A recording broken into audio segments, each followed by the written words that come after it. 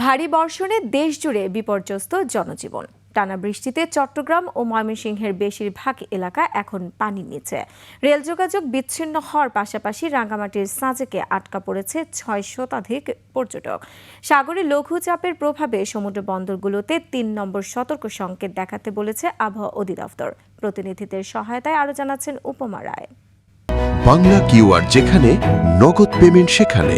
সারা দেশে ১০ লাখেরও বেশি মার্চেন্টে নগদে পেমেন্ট করুন খুব সহজে। ভারী বর্ষণ ও জলাবদ্ধতায় স্থবির হয়ে পড়েছে চট্টগ্রামের স্বাভাবিক জীবনযাত্রা। বৃষ্টির পানিতে তলিয়ে গেছে আগ্রাবাদ, মুরাদপুর, বহদ্দারহাট ও চকবাজার সহ বিস্তীর্ণ এলাকা। যান চলাচল ব্যাহত হওয়ায় ভোগান্তিতে পড়েছে সাধারণ মানুষ। জলাবদ্ধতার কারণে তলিয়ে গেছে রেললাইন। বাতিল করা হয় কক্সবাজারগামী পর্যটক ও কক্সবাজার এক্সপ্রেসের যাত্রা। ক্ষতিগ্রস্ত রেললাইন পরিদর্শন করেন রেলমন্ত্রী ও প্রতিমন্ত্রী।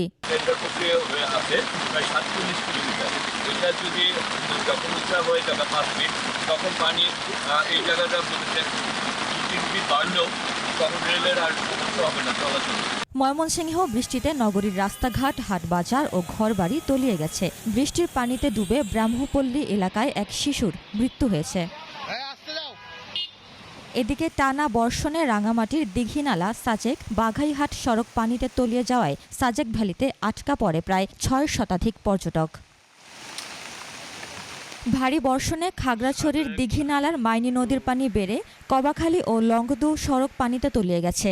আশ্রয়কেন্দ্রে রয়েছে অর্ধ শতাধিক পরিবার।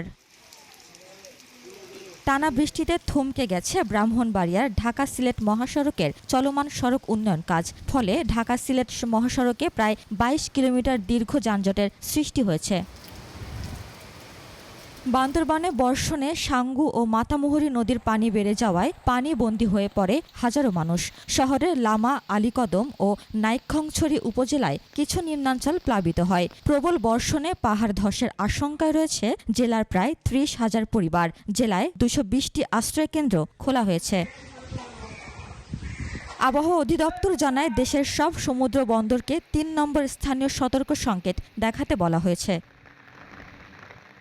উপমা রায়, ডেস্ক রিপোর্ট, ২১শে টেলিভিশন।